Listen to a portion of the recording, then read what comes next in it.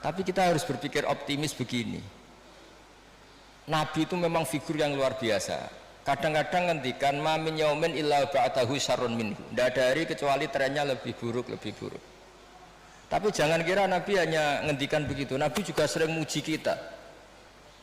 Tuba liman amanabi walam yaroni. Cek bejane orang yang sebetulnya tidak menyaksikan saya langsung, tapi berusaha meniru saya. Ini kan luar biasa. Kita nggak dididik Nabi, nggak dididik sahabat, nggak dididik wali songo, mau dididik ustad. Kadang dididik modin, wis gelem sholat, yo madhep ngulon, yo patang rakaat nak duhur, itu sudah luar biasa.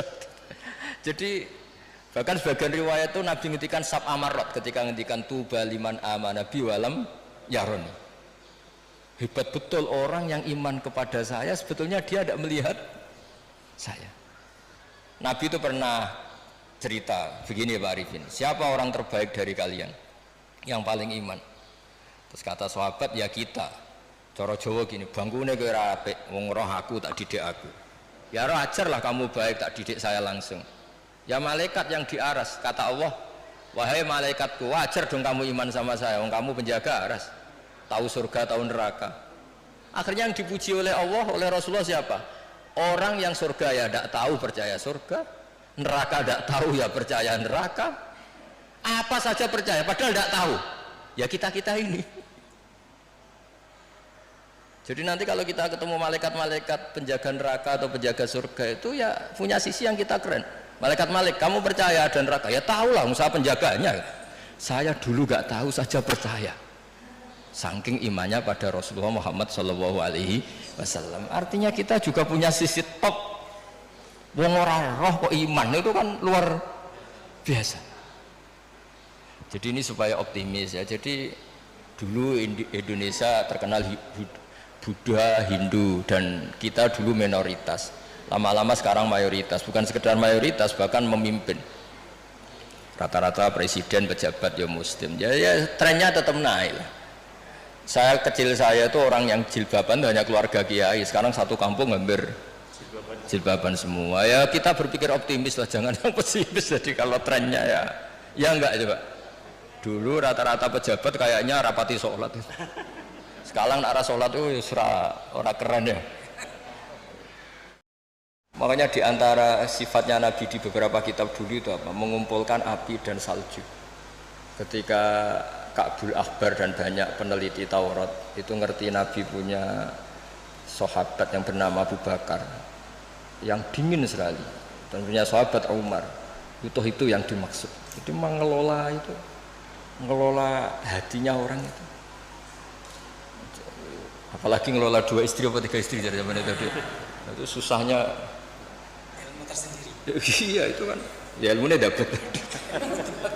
Jadi saya mohon sekali lah bahwa kita harus sering berdoa, Allahumma alif baina qulubina wa aslih data bainina. Dan kita disatukan oleh Indonesia. Semuanya anak bangsa harus kita hormati. Kita harus ingin Indonesia ini baik, lebih baik, karena PR kita ini banyak sekali. Jangan dihabiskan untuk hal-hal yang ya, jadi saya mohon sekali. Jadi ya sudah seperti itulah, nggak usah ini bukan jawaban saya, jawaban nurani seluruh bangsa Indonesia, seluruh bangsa dunia. Itu kan ya normal, ini kan sudah sebenarnya nggak perlu dijawab, sudah normal, ini normal sekali. Kan ada saja lah ini ku mawon kula niku. Udah ini sudah selesai lah niku tasih setunggal malih. Oh iya.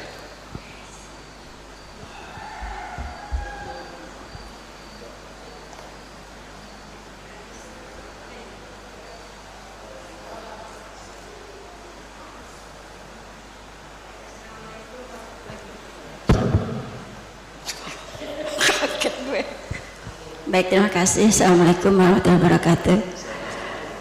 Sebelumnya kenalkan, terlebih dahulu saya ST Apung.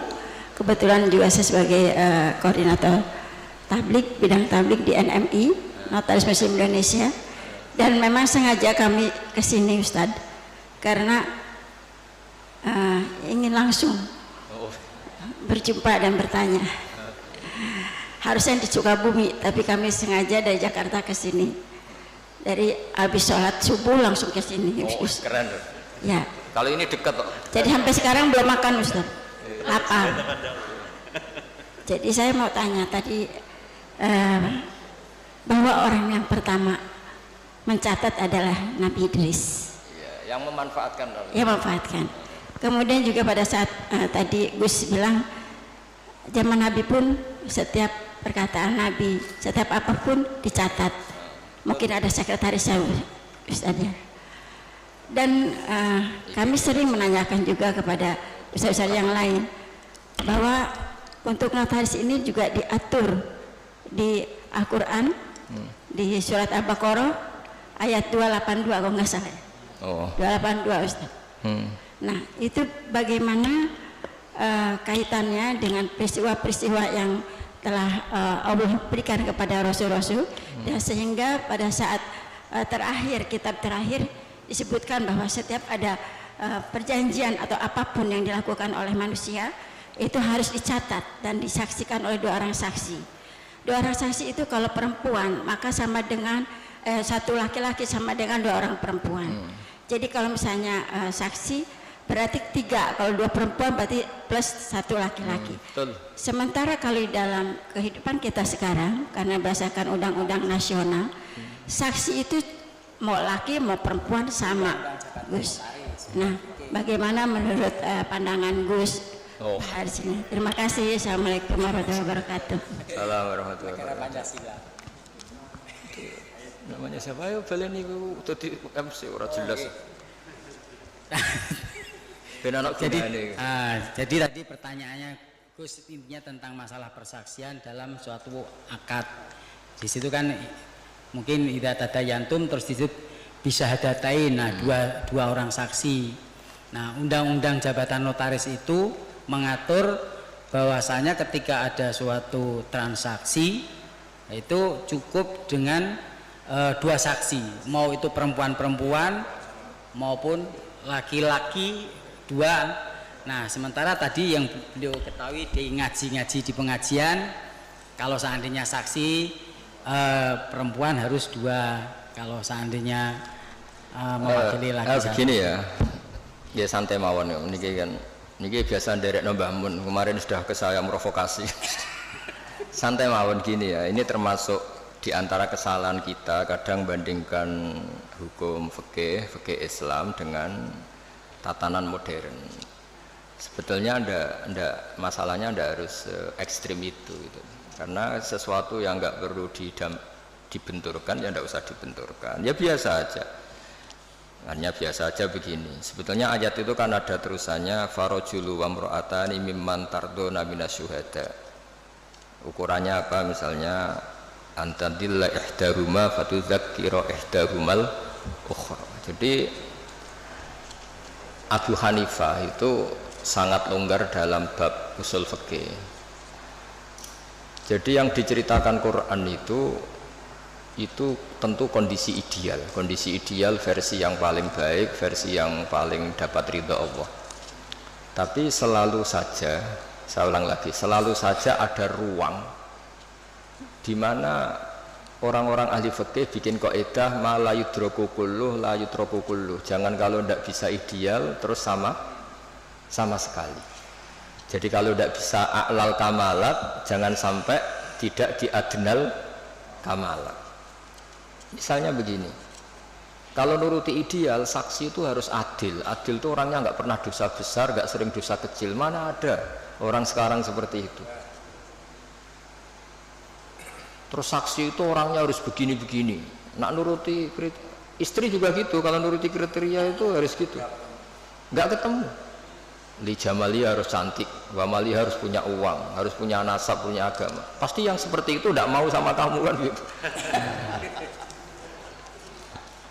Jadi, nah lalu inti daripada kesaksian itu qat'un niza. Ada kepastian kalau sengketa ini menang ini, karena ini ada saksinya, yang lain tidak ada saksinya. Atau yang satu saksinya kuat, yang satu tidak kuat. Itu saja sebetulnya kebutuhan dalam konflik itu qat'un niza. Soal surahnya persis apa enggak, ya kita yakin yang digambarkan Quran itu kelas A, adnal a'lal kamal. yang kita lakukan itu adnal kamal, karena mau tidak mau, saya ulang lagi, mau tidak mau. Dulu itu malah kalau nuruti persis, kalau sengketa itu disidangkan harus habis asar. Dulu orang masih normal, kalau habis asar itu kan mau surup, itu mau matahari tenggelam. Itu zaman orang era soleh, itu mau surup itu kayak apa kiamat. Terus perasaannya orang sampai cacilik kan mlebu omah, sapi pitik kan mlebu omah. Saiki ora ya, surup-surup malah nggo mlaku-mlaku tinggo ngabuburit. Nah, dulu enggak, bayangkan dulu itu enggak ada listrik. Enggak ada listrik, terus orang itu kayak histeris setiap mau ngadepi apa malam itu. Karena enggak ada. Sehingga supaya orang itu takut akhirat, takut kematian, kalau ada sidang penting disuruh habis asar. Ini kalau menurut cerita Quran. Makanya kan di Quran itu ketika ada dua orang itu bersaksi fa'ib simani billah la syaitan dari fa'ib ba'da sholat itu disuruh apa? Habis sholat apa? Asar. Jadi dulu itu orang itu sampai seperti itu. Tapi sekarang eranya rubah, orang itu profesional, ada jam ngantor. Jam ngantor jam 9, jam 10 itu waktu orang paling lupa mati. Kan dulu izzadatu bainikum idza hadara ahadakum muntau taraka khairan alwasatu dan akrabun terus sak terus itu jadi dicari waktu paling orang itu gampang ingat akhirat, kemudian dia ada bohong mergo surup-surup. Makanya kalau orang dulu sudah umur sak Pak Arifin waktune wis asar, maksudnya wis meh gitu. Dan dulu itu ngefek betul sampai Nabi ngendikan jangan sholat habis asar, karena habis asar itu setan sedang mengangkangi di sisi ini. Itu makanya dulu terus dipakai kesaksian supaya orang itu takut.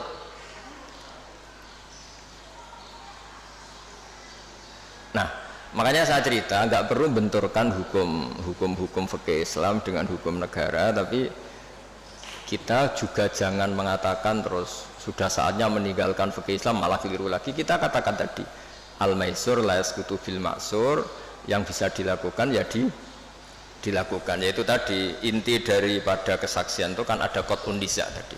Kalau ada percekcokan ya kita tentu mihak yang punya saksi daripada yang tidak punya saksi, yang saksinya adil daripada yang saksinya fasik, yang saksinya banyak daripada yang saksinya sedikit.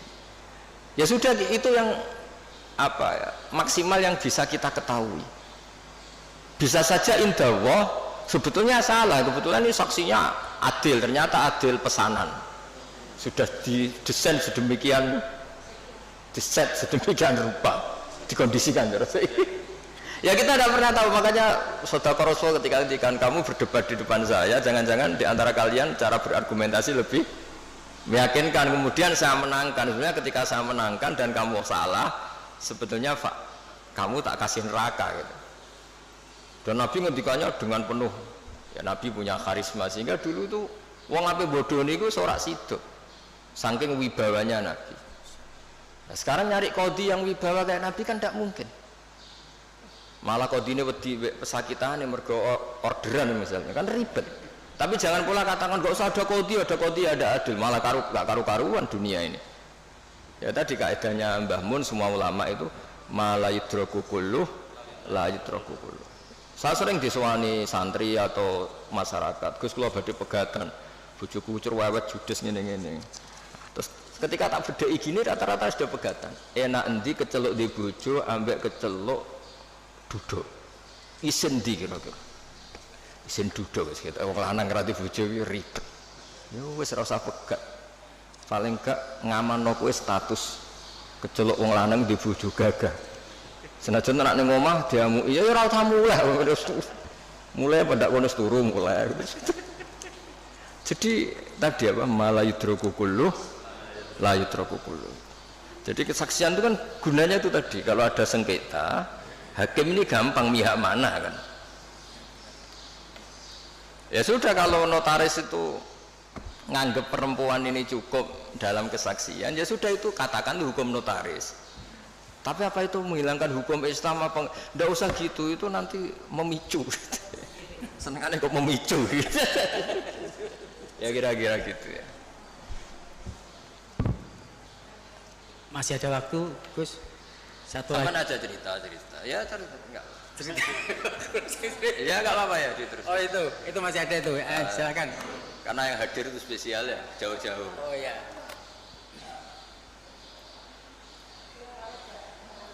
Kayak pemimpin itu harus hadir, nggak menuruti gitu, nggak ada yang nggak pakai uang, nggak jadi buka tugas. Terima kasih.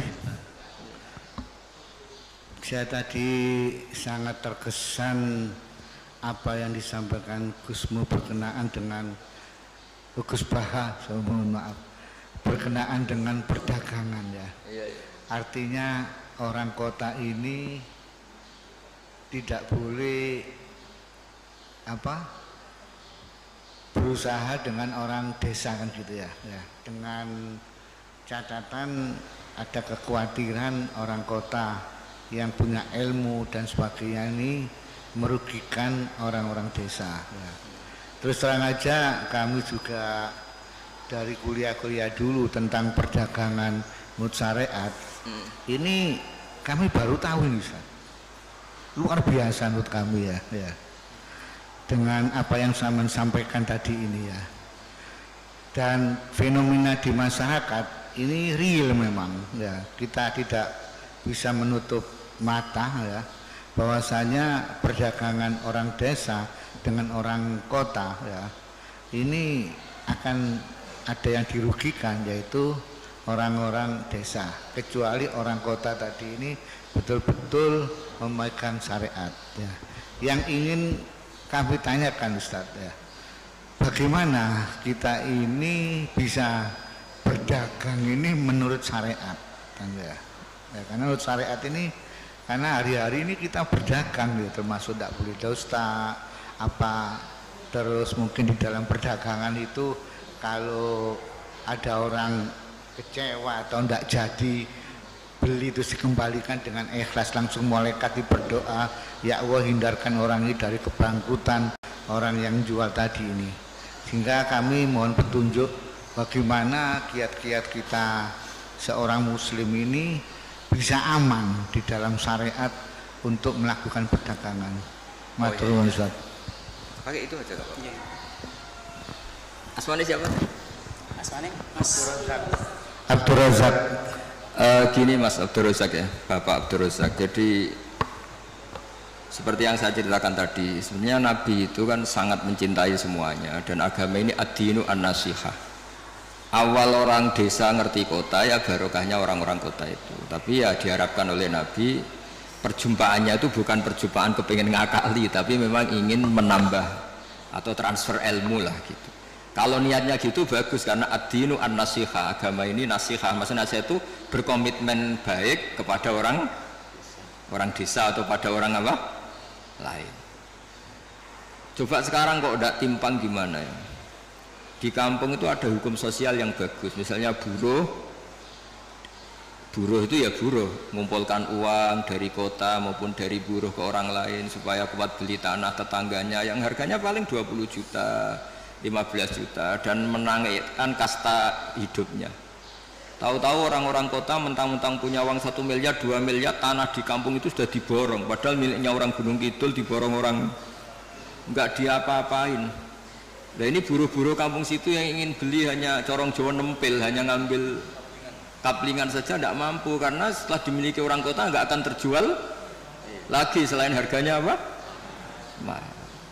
Jadi itu dulu kalau zaman Sayyidina Umar ada orang beli tanah luas kok nggak digunakan, itu disita oleh negara, harus dipaksa digunakan atau dipinjamkan atau apalah, yang penting tetap apa? Manfaat. Jadi kalau sampean tanya gimana supaya perdagangan itu jalan, ya tadi yang terpelajar ini kalau ngajak wong desa ya niati ya tadi ya, transfer ilmu, transfer peradaban, bukan malah ngakali tadi. Sampean cari di hadis Sahih Muslim itu ada itu bab itu jelas ada nah Rasulullah antalak birruban. Ada teks bagian bentuknya ngendikan la yabi hadirun libadin. La yabi, jangan sampai orang yang terpelajar ini transaksi sama orang apa bedui Tapi dalam konteks yang niatnya tidak baik. Tapi kalau niatnya baik, di mana-mana kalau yang dilarang ya tentu yang tidak baik. Tapi kalau niatnya transfer ilmu kayak tadi, wisata ke orang pedalaman, tapi niatnya awal dari pembelajaran ya benar. Nah, niatnya gue tontonan tok. Malah ketika mereka terpelajar, wah di sini kena api, ono manusia pohon sekarang sudah ada indah. Itu kan kurang aja betul. Sama-sama anak bangsa, sisi tok penonton, yang satu jadi objek, itu kan ngawur betul itu. Ya kira-kira seperti itu. Yang penting tadi ad-dinu an-nasihah. Agama ini adalah apa? Nasihat. Nasihat itu berkomitmen kalau hubungan dengan orang lain, niatnya supaya orang lain itu lebih apa? Baik, tidak menjadi korban. Ya sekira demikian Mas Rusak. Saya satu Pak, tambahan. Oh iya iya. Iya enggak apa-apa. Terima kasih waktu yang disampaikan kepada saya. Saya melihat judul ini, Ustadz, dengan iman dan amal soleh menuju Indonesia. Sebenarnya judul ini mantap, ya. Bobotnya iman dan amal soleh. Sehingga kalau kita lihat di dalam ajaran agama kita, ya, judul iman dan soleh itu dikategorikan oleh Allah sebagai sebaik-baik makhluk. Ya. Dan mereka dalam hidup dan kehidupannya nanti tidak akan rugi. Ya. Lantas gimana Pak? Sekarang banyak kaitannya dengan kita selaku notaris ini dan dikaitkan dengan masyarakat luas. Kondisi Indonesia banyak yang mengatakan sudah dasarnya iman dan soleh. Semuanya umat Islam melaksanakan dan melakukan berjuang untuk iman dan soleh. Tapi dalam kehidupan sehari-hari masih demikian kondisinya. Ya ini gimana ya Pak? Penjelasan dan supaya ini tepat sasaran ini. Begini ya, jadi perasaan saya juga perasaan semua orang seluruh dunia mungkin. Jika orang itu digerakkan oleh roja itu harapan kepada Allah, maka kita ini akan baik-baik saja. Dulu kita ditunggui Rasulullah SAW, itu tentu kita dalam kondisi terbaik, sebagaimana hadis khairul qurun qarni, sebaik-baiknya generasi tentu yang saya tunggui kata Nabi.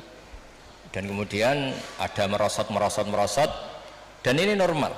Mosok ditunggoni Nabi padha ditunggoni Pak Imam kan ora mungkin gitu. Mosok ditunggoni Wali Songo padha karo tunggoni Pak Arifin kan ora mungkin. Makanya kandekan ini merosot ya saya seneng saja. Mosok tunggoni Nabi mbek ora padha wae kan enggak.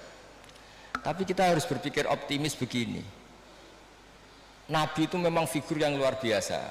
Kadang-kadang ngendikan ma min yaumin illa ba'dahu syarrun minhu. Tidak ada hari kecuali trennya lebih buruk. Tapi jangan kira Nabi hanya ngendikan begitu. Nabi juga sering muji kita. Tuba liman amana bi walam yaroni. Cek bejane orang yang sebetulnya tidak menyaksikan saya langsung tapi berusaha meniru saya. Ini kan luar biasa. Kita nggak dididik Nabi, nggak dididik sahabat, nggak dididik Wali Songo, mau dididik ustad. Kadang dididik modin, wis gelem sholat, ya madhep ngulon, ya patang rakaat nak duhur, itu sudah luar biasa. Jadi bahkan sebagian riwayat itu Nabi ngendikan sab amarot ketika ngendikan tuba liman amana bi walam yaroni. Hebat betul orang yang iman kepada saya, sebetulnya dia tidak melihat saya.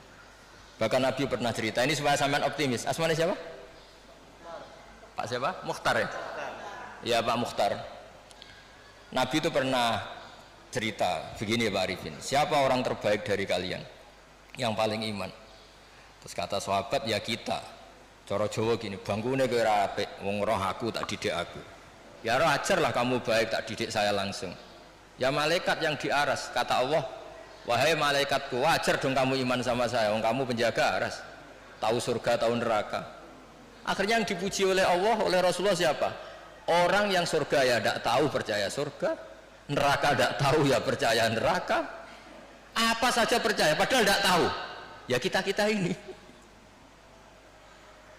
Jadi nanti kalau kita ketemu malaikat-malaikat penjaga neraka atau penjaga surga itu ya punya sisi yang kita keren. Malaikat kamu percaya ada neraka? Ya tahulah, usaha penjaganya. Saya dulu nggak tahu saja percaya. Saking imannya pada Rasulullah Muhammad SAW. Artinya kita juga punya sisi top.